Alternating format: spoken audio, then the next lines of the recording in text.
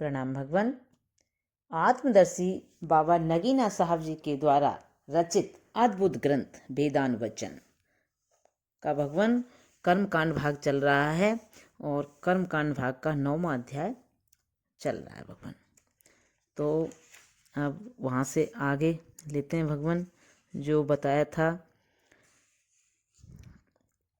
कि देवयान या पितृयान सड़क का मार्ग प्राप्त करें, वह जो वाणी मनुष्य को प्राणात्मा से दोबारा उत्पन्न करती है वास्तव में गायत्री मंत्र है, जो दुजातियों की आध्यात्मिक माता है, और वह ब्राह्मण जो उसकी शिक्षा देता है वास्तव में दुजातियों का आध्यात्मिक पिता है। इस प्रकार आध्यात्मिक उत्पत्ति ब्राह्मण और वाणी से होती है और वह नई उत्पत्ति में प्रविष्ट होता है और देहाद्यासियों से पृथक किया जाता है।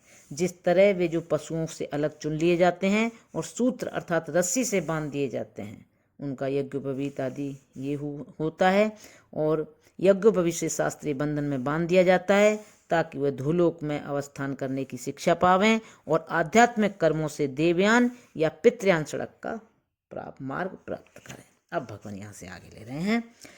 और वह जो इस तरह नई उत्पत्ति में प्रविष्ट नहीं होता बल्कि देह में उसी प्रकार अभिमान की धारणा रखता है, और वह जो इस तरह नई उत्पत्ति में प्रविष्ट नहीं होता बल्कि देह में उसी प्रकार अभिमान की धारणा रखता है, जैसा कि पशुओं में अहंता का भाव स्वाभाविक है, बल्कि पाश्चात्य शिक्षा से उसको और भी परिपक्व कर लेता है। यहाँ तक कि यदि दुजाति उसे सिखावें कि तू देह नहीं बल्कि प्राणात्मा है, तो वह त्राह त्राह करता हुआ कहता है, राम राम, प्राणात्मा तो परमेश्वर है, क्या मैं ईश्वर हूँ? मैं तो मिट्टी की देह हूँ। और इस प्रकार का निश्चय नास्तिकता और ईश्वरीय दावा है। ऐसा मनुष्य पशुओं से भी गया बीता है होता है। यद्यपि मानवीय आकृति रखता है और उसको ऊर्ध्वगति लाभ नहीं हो सकती, चाहे कैसी ही मनमानी कोई विधि उसने मान रखी हो, क्योंकि जो मिट्टी से निकलता है वह तो मिट्टी में जाएगा, और ध्युलोक से उतरा है वह ध्युलोक को जाएगा। शरीर तो मिट्टी का है और प्राणात्मा ध्युलोक का है। इस कारण देवयान और पितृयान मार्ग जो दुजातियों और आत्माभिमानियों के लिए नसैनी है, यानी प्राणात्मा के उपासकों के लिए। शरीराभिमानी देहाद्यासी तो वही मिट्टी और कब्र का आहार है। इस प्रकार की बातों से ज्ञात होता है कि आर्य संतान को पहले यह निश्चय करना होता है कि मैं प्राणात्मा हूँ और प्राण से निकला हूँ, मिट्टी से नहीं, और प्राणात्मा की असलियत वह अग्नि है जो जीवन का आधार है। इस कारण वह अग्नि की संतान अग्नि रूप ज्योति से निकला ठीक ज्योति स्वरूप है, मिट्टी तो अंधकार है। जब वह इस तरह निश्चयवान होता हुआ जानता है कि शरीर एक पिंड है जो यहाँ की वस्तु है और प्राणात्मा जो मेरा अपना आप है यहाँ की वस्तु नहीं वरन ध्युलोक की वस्तु है, तो इच्छा करता है कि मैं किसी तरह ऊर्ध्वगति लाभ करूं और जानना चाहता है कि मैं किस लिए मिट्टी के पिंड में बंदी किया गया हूँ, किस प्रकार इस शरीर के बंधन से छुटकारा पाऊंगा, क्या कारण है कि ध्युलोक में नहीं जा सकता, अब मुझे क्या करना चाहिए जिससे मैं ऊंचे चढ़ूं, और ये बातें वेद की शिक्षा से ज्ञात हो जाती हैं। इसलिए इस निश्चय के पश्चात वेद की शिक्षा उसके लिए आवश्यक होती है।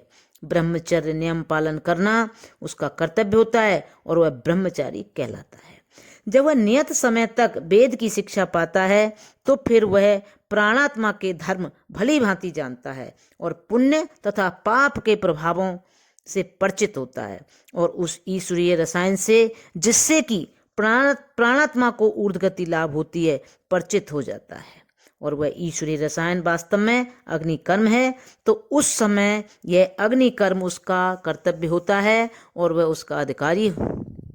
इसका अधिकारी होता है कि यज्ञ आदि कर्म करे। परंतु वह जो जानता है कि उस यज्ञ में प्रजापति का अनुकरण आवश्यक है और प्रजापति ने नर नारी होकर उस कर्म को पूर्ण किया है जिसके कारण उसे ऊर्ध्वगति लाभ हुई है, इसलिए पहले पहल उसको अपने वर्ण की स्त्री से विवाह करना आवश्यक होता है ताकि वह प्रजापति की तरह उससे दंपत्य होकर इस अग्नि कर्म का आरंभ करे, और दंपत्ति की सत्यता वास्तव में आध्यात्मिक अभेदता है। दंपत्ति की सत्यता वास्तव में आध्यात्मिक अवेदता है, जिससे पुरुष और स्त्री वेद मंत्रों के द्वारा प्राणात्मा में एक हो जाते हैं। यद्यपि उसके हेतु बहुत विस्तार से हैं कि क्यों नर नारी एक होकर यज्ञ आदि करते हैं, परंतु मुख्य हेतु यह है कि नर तो प्राण के स्थान पर है और नारी रई के स्थान पर है। और यह हम वर्णन कर चुके हैं कि प्राण और रई मिलकर प्रजापति का स्वरूप है, क्योंकि प्राण कर्ता और रई कर्म।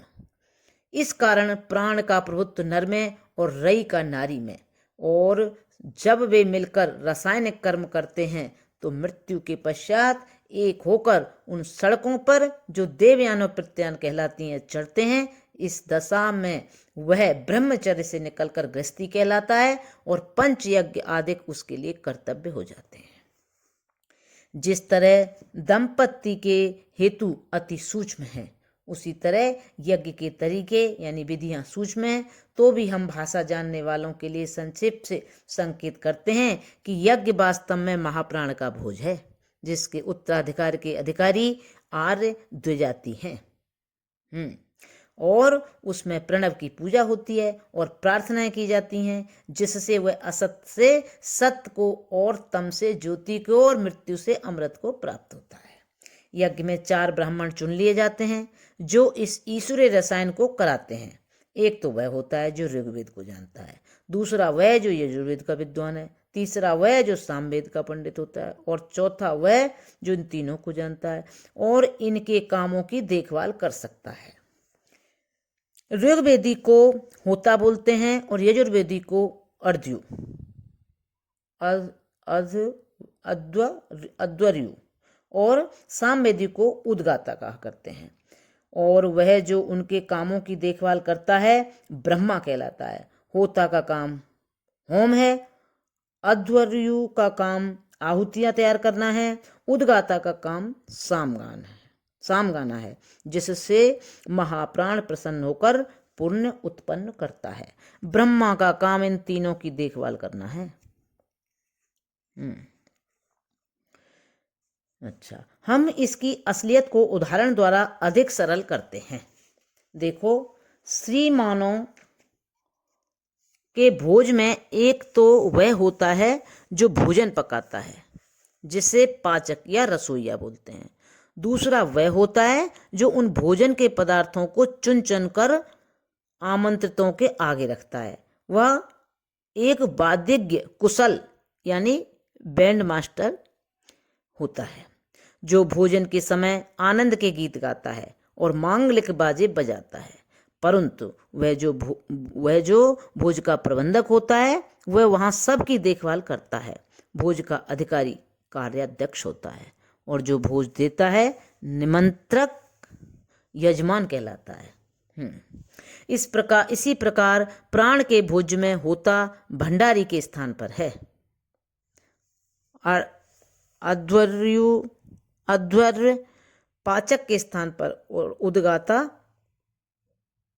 बैंड मास्टर के स्थान पर, और ब्रह्मा भोज के मुख्याधिकारी के स्थान पर होता है। और वह जो यज्ञ कराता है यजमान कहलाता है। जो भोजदाता के स्थान पर है उन चारों को अगबोला कहते हैं,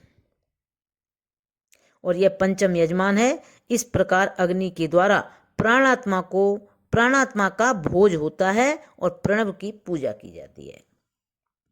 इसके पश्चात वह नियम कि किस प्रकार महाप्राण बुलाया जाता है और क्यों कर अग्नि में होम करने से वह खाता है अति सूक्ष्म है।